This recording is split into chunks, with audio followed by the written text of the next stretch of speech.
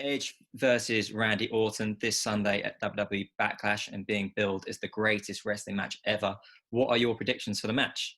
I like Randy. You know, I think merely for the reason that Edge has been off almost 9 years, or right at 9 years, and I think it's increasingly difficult. Our sport, as it is any other sport, but especially ours, because there's so much timing and conditioning, and this is different. Running on a treadmill doesn't prepare you for wrestling 30 minutes in the ring, and your body doesn't get hard from practicing. It's, the everyday use, and there's a saying in our business that time off is your worst enemy. So until I feel like Edge is fully tested physically, which, believe me, Orton will be all over him.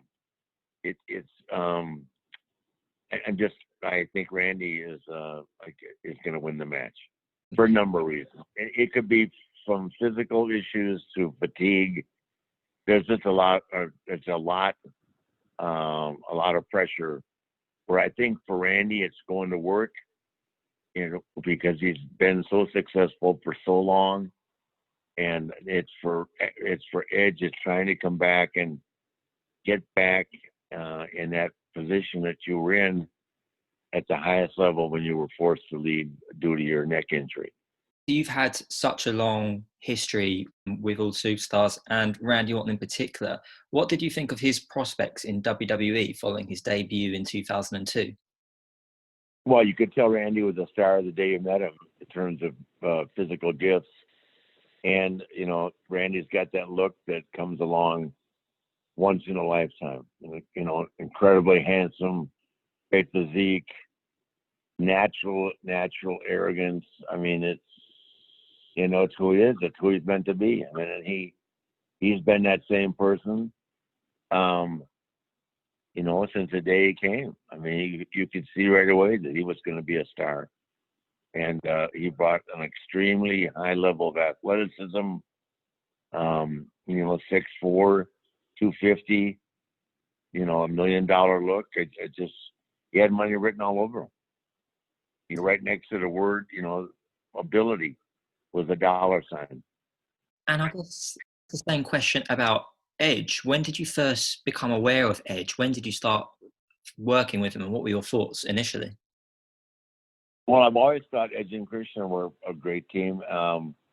I did see Edge, breaking off sooner or later, just because he seemed to be, and this is not a slight to Christian at all, but when you've been in the business as long as I have, you can tell when someone is. It's kind of like, and I don't compare it to, because there was such a drastic difference, and there wasn't with Christian, but it's kind of like when Shawn Michaels did. They said, Shawn, we see something in you, but it doesn't include Marty. And and look where Shawn went, and the same applied to Edge. He didn't need to be in a tag match scenario. He needed to be a featured star, which he was. And God, I had the privilege of working with him, way at the end of my career. I mean, I had a ladder. He had a match with a ladder that I was in. Does that make sense? And, I'll never forget that. I was like 56 years old or 58.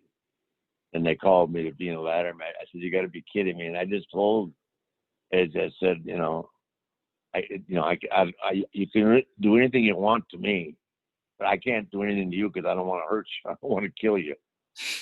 So if you're going to have me push you off the ladder, put the ladder where you want it to be, because I have no idea where to put it. You know what I mean? And I'd rather just take the bumps, and then we'll figure it out after that. But he's such a class guy. I mean, he just oozes the class, and Beth and he are just a tremendous couple, both of them. And so happy to see them, you know, enjoying all this, Beth working with NXT. And at the same time, Randy Orton has matured and become, you know, this state-of-the-art performer, you know. He has his own persona within himself. And to me, and I tell him this all the time, when Randy feels like it, he is the best there is. And lately, if you've been watching his interviews, he feels like it, because his interviews have been on fire. Monday Night, classic example. They both, their interviews have been fantastic. I like the way they're building this, and I think Edge will die before he lets anybody down. But I still got to go with Randy. With both being so fired up ahead of what's being billed as the greatest wrestling match ever, I think people would love to hear from you on your thoughts on what ingredients make a great wrestling match. So what would Ric Flair say goes into creating the greatest wrestling match ever? Well, it takes two very strong, very high profile personalities that really understand who they are without each other and who they are with each other. And, you know, thinking that the match I'm going to have today, I could have with 5 other guys. And that same thought process being for, you know, their opponent. Just knowing how good you are. And then it's music, chemistry. It's like very similar to what Taker and Shawn said about each other. I mean, of all the matches that Taker's been in and all the matches that Shawn's been in, they both reflect on those 2 matches they had as being phenomenal. I was there for one of them, and it was unbelievable. So for me, it was Ricky Steamboat, or it was, you know, Dusty Rhodes or Sting, but we're going back to a different time. But with Steamboat, it was magic. He was the best good guy, and will be in the rest of his career until somebody comes along that I haven't seen. And there's nobody come along except Shawn Michaels when he's working on that side that's as good in the ring as Ricky Steamboat. Nobody, not even close. And I'll put that up. You can write that down in capital letters. At that point in time, there was someone that could carry my job for the role I had to be. So, hey, I'm not sure there is now. It would be interesting to hear your thoughts on the greatest wrestling matches of your career, Rick. Well, here's the deal. You know, you're looking at me and Harley Race and all these out matches and Dusty Rhodes. You're talking about blood, guts, and all that. And that's not what we're doing these days. So then I have to go to matches like, I'll give you an example. So Steamboat and I just had this unbelievable chemistry. We never talked before we got in the ring. We got in there and we just did it. No outside interference. No, it's like I was watching Steamboat and Savage the other day. And, you know, people were saying how great that match was. Well, you got George Animal Steel running around carrying Elizabeth. You got Savage jumping off the top rope with a bell. I mean, you got, you know, 30,000 things going on outside that make the match exciting. Put the 2 of them in the ring alone, side by side, and let's see the match.